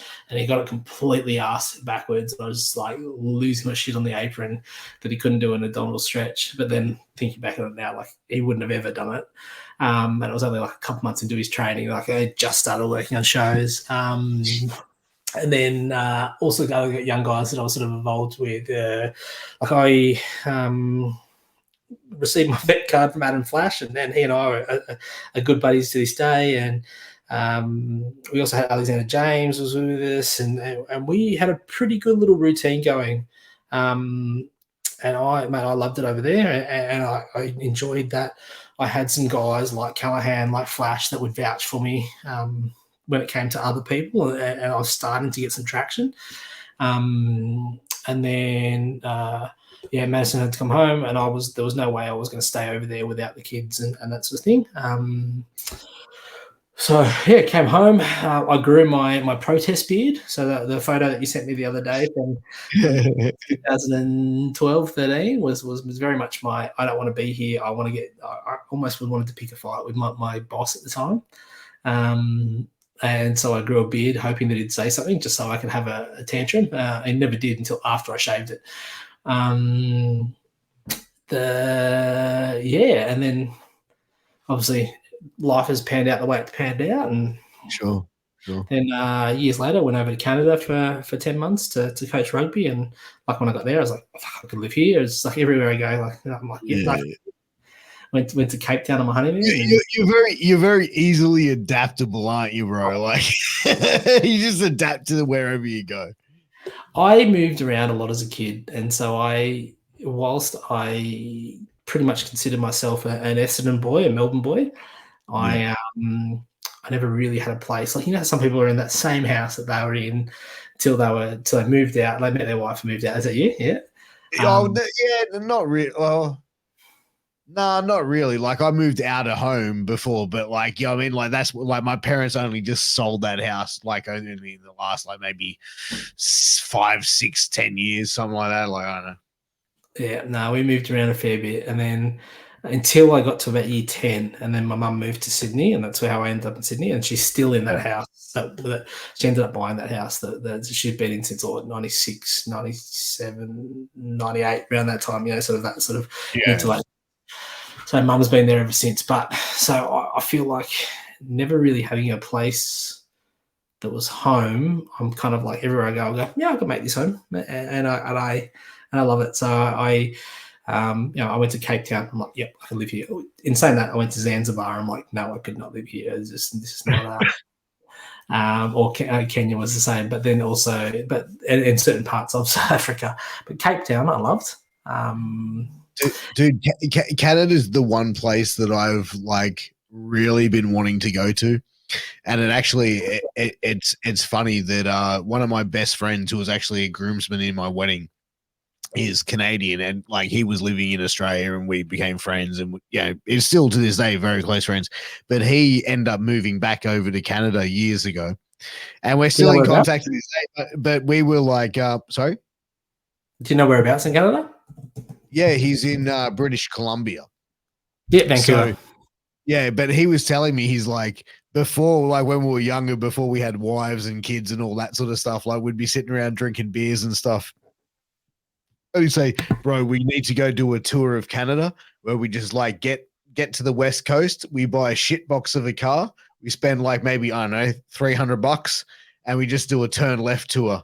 I go, what's that? And he goes, you just turn left. You start on the West Coast, and then you end up on the East Coast. You just keep turning left. And I'm like, that wouldn't work though, but I get where his basic premise. Yeah.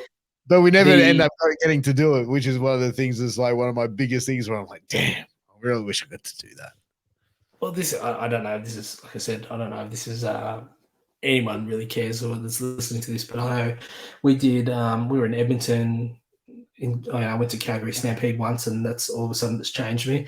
But we were in the mountains a whole bunch. We went to Vancouver Island and went like kayaking with killer whale, like looking for killer whales and shit, and went up to do dog sledding up in the Yukon, and went over to Quebec and Montreal, and went to like music festival over there in Toronto to watch a baseball game. And mate, we had an epic trip when we went in 2018, I want to say. And then COVID hit. I went to England for a bit, like for a couple of weeks, and then COVID hit, and I've been stuck in Australia since. Yeah, dude, you know what the funny thing is, right? Like my wife is like the most well-traveled, educated like person you could ever meet. Like she's traveled around. So you're her community service project, is what you're saying? Dude, pretty much like when I met her, she's like, oh, so where have you been? And I go, I've been to Fiji once. And she's like, oh, okay, cool. Like, when was that? And I go, oh, 1987. She's like, how old are you? I said, oh, back then I was about 5. She's like, oh yeah, where else? I said, I've been to Thailand a few times. Like, oh yeah, like blah blah for Muay Thai and shit. And she's like, where else? I go, no, that's about it. Meanwhile, she's like, I've been to Egypt and Israel and England and the States and all over the world. Multiple teaching degrees and education and English literature degrees, and there's me, this uneducated, untraveled, uncouth, uncultured swine. Yeah, that's me. I am just an uncultured, untraveled, uneducated swine. It's one of the bad habits I have is quoting movies, but no one ever picks up that they you uncultured swine is from Toy Story. It's when Mr. Potato Head goes, hey, look, I'm Picasso. He goes, I don't get it, because you uncultured swine. So, hey, be careful saying that word, man. You say that 3 times and he appears. Yeah, I know. We have to have a joint podcast. And yeah, well, maybe. Like it maybe have to go down that way. So, who knows, man? You just got to be careful. But like, do you feel, at some point that you will want to get more involved in the wrestling side of things in training, or do you feel like, as time progresses, you're slowly sort of, because I know you're very much involved in the rugby side of things, and that takes up a lot of your time, as well as being a dad of a young family as well. So, I can understand it as well, but like, are you feeling like, as time progresses on, you could see yourself being more involved in training of a wrestling, or even potentially starting your own thing? Probably not, mate, being honest. I'm happy to add value where I can. My biggest thing at the moment is, you know this because we've spoken about it off air, but like I'm really fascinated with organizational culture and organizational development and organizational behavior and those sort of stuff. And like even just like that leadership development, and that's an area that I'm really passionate about. And I'm even thinking that wrestling was for a time the Sure. vehicle that I got to do a lot of that, helping people and trying to align them to a common goal. And then rugby became that. It almost filled that void, and I got to work with how do I get different personalities on the same page and working towards a common goal and trying to achieve success. And because it's a real sport, not a predetermined sport, it's a lot more measurable, the success that you have. And this is why I asked that question before about how do we measure success and has it improved in comparison. But then so now I'm in this space where I'm not even sure whether I'll, even though I've got all my coaching certs and all this other stuff, I'm not sure how much longer in its current iteration I'll be coaching rugby, because I don't know if that's really serving its purpose for what it is that I started out to do. And so I've started to look now at consulting, maybe even just little things like consulting with different groups, and I'm presenting to the Brumbies are doing their coach education, their level 3 cert, and I've been talking to them about presenting around team theming and communication ideas and how do you create buy-in and that's the stuff that really fascinates me. And I don't know how that translates to teaching someone how to take a hip toss. I don't know, or if that's really going to provide the self-satisfaction that I'm craving, or what that's going to look like. In saying that, if I have, what is it now? We're in 2023. I started, so I've been doing this for about 21, 22 years. There's a lot of stuff that I feel like I want to pass on, and I want to share, and I get enjoyment out of that. And also having a master's degree in education, sports coaching, and having all these extra sports coaching certifications or degrees or whatever that is. There's different things that I would do now looking back at, I think we sort of mentioned before, around some training techniques and how would you run a training differently. And, I very much look at how I would do things differently if I was in that situation. And I definitely have a desire to, I think you sort of have to chunk it up a bit. I don't know if it's the wrestling part per se that I'm passionate about, but it's actually definitely the helping people and trying to work with people to try and achieve their highest potential that I'm definitely passionate about. So would I relish the opportunity to go in and help people and try and impart a whole bunch of knowledge and maybe even provide a different way of thinking about things? Because I always thought that I was relatively creative, or always tried to look at things a slightly different way, just slightly off what the norm is, how the norm are looking at things. I definitely feel I can add value. Could I do it as a full-time, or would I put my own money behind it? Probably not, just because of lifestyle circumstances and where my head's at around what it is that really lights my fire. I don't know, or floats my boat, or whatever a shitty analogy they use, Let me ask you this, like, as far as becoming because I was just sort of had this thought that I wanted to go down, and it's to become a pro wrestling trainer. Like, do you need certification to go, like, yes, I am a certified professional wrestling coach. I can teach you to be a professional wrestler. Who's going to govern that though? And this is the issue, right? So, but that's what I'm getting at. Like, so there's nothing. So you could be a semi-trained professional wrestler and say, hey, if you pay me money, I'll teach you what I know. And someone can go, okay, if they want to go, okay, cool. Here we go. Here is the money. Please show me what you know. And then eventually go on to so forth. But I think what it would be an interesting fact, and I think this would be something that would, like, you, for example, would be perfect for something like this.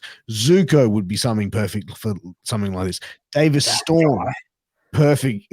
Davis Storm, perfect for something like this, but more of like a train the trainer type of a deal where it's like there's some kind of, I don't know, like I don't want to say governing body of professional wrestling because it just sounds so like, because that's not what professional wrestling is. So there's the governing body thing kind of sounds too restrictive. Yeah, it is. But like, but you know what I mean? Like some kind of like putting, this is a pro wrestling training curriculum where you've got like some of the best talent in Australia from different aspects with different specialties within different styles of the business that have come together to put together this training collaboration package. And you know what I mean? Like even Damian Slater's doing stuff like that in Perth. And I feel like we're not doing stuff for Train the Trainer, but doing a lot more in-depth online training stuff. But oh yeah, look, I feel like you guys would be perfect for that. There's a couple of different. I can think of they in the States have the athletic body in some states, and you have to be certified with that athletic, pretty much to prove that you're not going to keel over or you're at least of decent health to go wrestle. And I still remember trying to get my wrestling license in Baltimore, and Adam Flash took a whole bunch of us down to the Hooters for lunch beforehand, and he knew that I had to get my license that day, so he kept topping up my beer beforehand, and then here's me trying to do like the stand on one leg to show that I'm not like, and I'm still like sitting there trying not to see like four of the guy, but you know, like, but then I feel like I heard stories of, I won't say corruption's a really strong word, but just how people were working around or working the individual or getting around those athletic governing bodies in the States. I think then the other thought that comes to mind when you talk about that is then who determines who those people should be? Because everyone's going to think that they're the one that knows the best. And I know we, when we were running PWA, we tried to come up with almost like a curriculum of this is how it should go, and these are the fundamentals that you need, and this is what we kind of mapped something out, looking at the core skills and the branches off from that. Since then, they've adopted more of the old AWF model with the gradings and other stuff, which I have opinions on, but I also get at the same time. But then there's no real way of, I mean, at the end of the day, it's a performative sport. So how do you then tell someone that it's good or not? Like I get that with, and this is, I'm very not naive, but I'm very limited exposure to things like BJJ, but I know they have their grading. I'm pretty sure, and please, I'm sure someone will correct me if I'm wrong, but you know, I'm pretty sure they have their gradings, and then usually it's you go and you fight and you kind of prove that you're kind of, and then you get your extra stripe in your belt or whatever. I think there's some other stuff that you have to do, but that's part of it, right? Well, the Brazilian Jiu-Jitsu grading, I feel like could be like held in a little bit different. I feel like it just depends on the instructor. Is like they just grade. Like Gotcha. Japanese Jiu-Jitsu is more structured as far as like knowing katas and also ability. It is, and stuff like that. But like I feel like Brazilian Jiu-Jitsu is more along lines of longevity and like showing development and stuff like that. Like, you know what I mean? It takes a long time to get a stripe on a belt, bro. Like, you know what I mean? Like, no, I get that. Sits there and goes and becomes a black belt in like a couple of years in Brazilian Jiu-Jitsu. Like it's a very long process to get there. But then just using your example when you said about the Japanese ones with the katas, katas to me is just a rehearsed series of movements, right? So then are we grading on people's ability to then physically perform the movements and do a rehearsed set of, like a rehearsed series of movements? Because to me, that's not what wrestling should be, right? Like I talked about, I genuinely believe it's about how do we create that emotional connection. If you can then show some, technically perform the moves, show some athleticism, all that sort of stuff, that's a bonus. But you look at the guys that have drawn the most money, and and I don't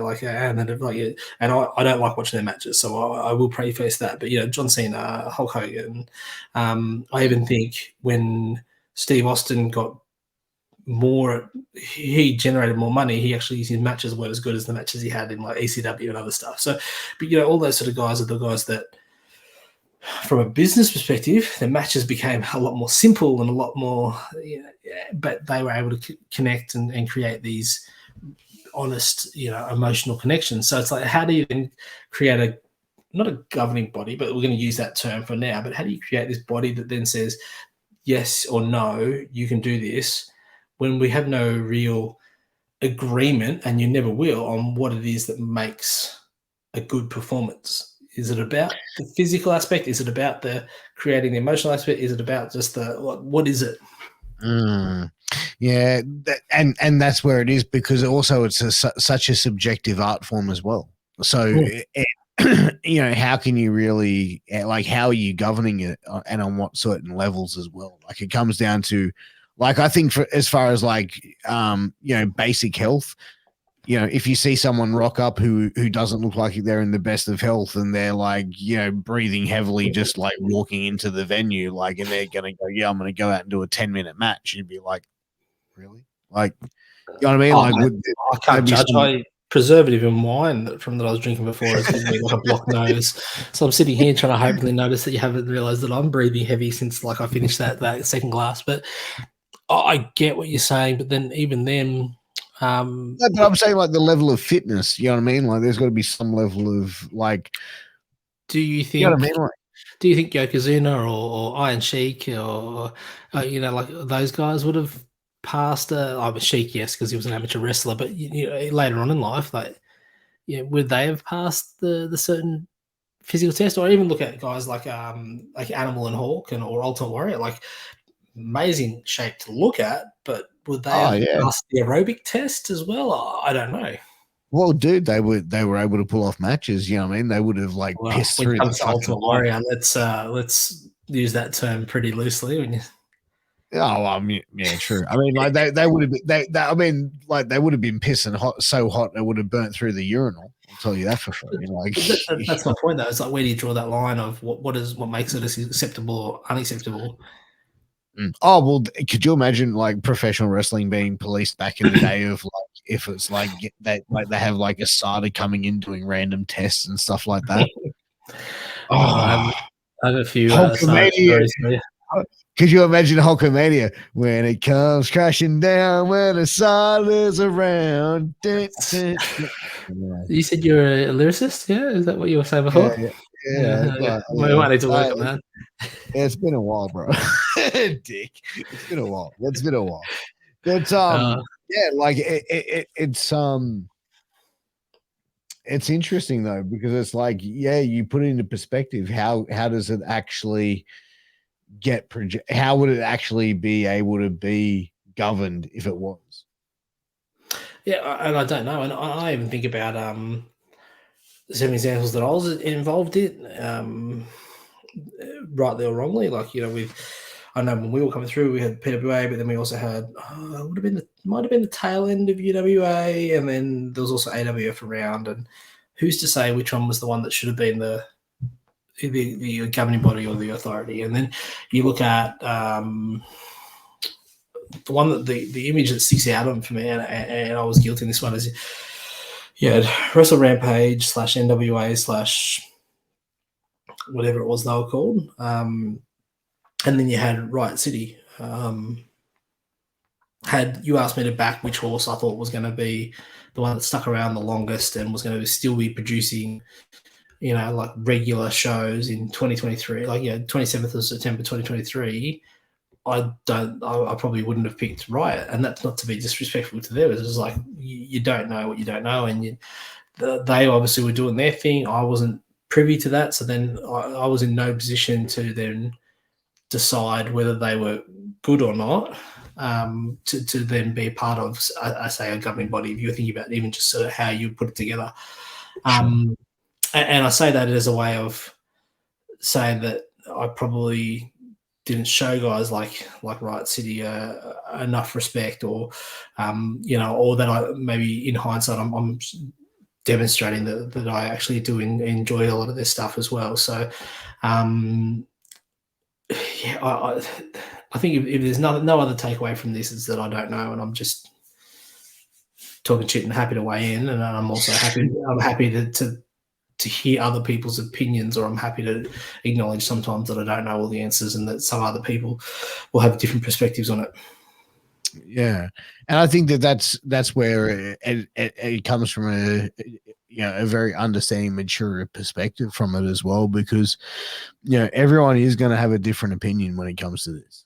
100%. Like everyone's different styles, and it doesn't matter like what your level of involvement. It's going to be like you like what you like. Yeah. You know what I mean? Like there's a certain things that you're going to enjoy, and there's certain things that you're not going to enjoy. But like and I go back to my comment about the booking All Star. It's like, it's not how I do it. It's not to say that I'm right and they're wrong. Like, it's just different. Yeah, you know what I mean. It's exactly right. So it's but that's the thing. It's like at the end of the day, when the person's the one putting the money into it, they're the one that has the right to have that say, and if that's the way that they want to execute it, you got to just let them. You know what I mean? Fair enough. Let's go. And they're the ones paying the insurance, going to take the risk on the public liability and whatever else. So. Yeah, man, 100%. But man, look, dude, we've been going for nearly 2 hours, bro. So I'm gonna start wrapping it up. But tell me, man, where can everyone find you on social media? Where can they get behind you, support you, follow you, like, share, subscribe, all that good shit for you? Like I said to you, I think before, probably in the first half an hour, like you said, we have been going well, and I anyone that gets to this point, my hat is off to you. So obviously a glutton for punishment, or doing some long road trips, but oh wow, thanks, man. I meant more from me, not from you, bud. Oh, right. Yeah, no, I'm happy to wear that cross. Ryan Eagles' Facebook page is live again. I don't even know what the correct terminology is. I will post on it once every 2 or 3 months. So like I said, I had a tattoo artist design me a really nice T-shirt with the "Not Dead Yet" slogan, and got those printed up by Jay Andrews at Merch Buddy AU. And then I'll be sort of pimping those on my Facebook page. But other than that, I don't really post much on Facebook at all, or post on social media at all. I say I'm just a creeper, just watching other people's lives, and although I will say, if anyone wants to message me on that Ryan Eagles Facebook page, if you've got any good recipe ideas for me, please do it, because they will get used. I made a really nice chicken katsu curry tonight. Won me points with the mother-in-law too. So, but yeah, I think that's probably the main one. And then hopefully, like we sort of have been speaking about, I'll start doing my own thing in the podcast space. And when that comes, I'll lean on you for a rub, and you can help me get at least one listener or 5 listeners. So. Hey, man, I'll definitely try my best, man, but definitely be on the lookout for that. But guys, also make sure you go and check out our sponsor, healthape.com. Use that promo code MWAPOD to get a 10% discount. But you've been listening to and watching the greatest podcast in the world, Shooting the Shit Uncensored.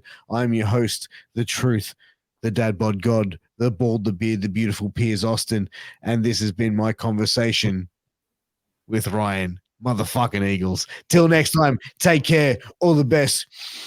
Mwah! Peace.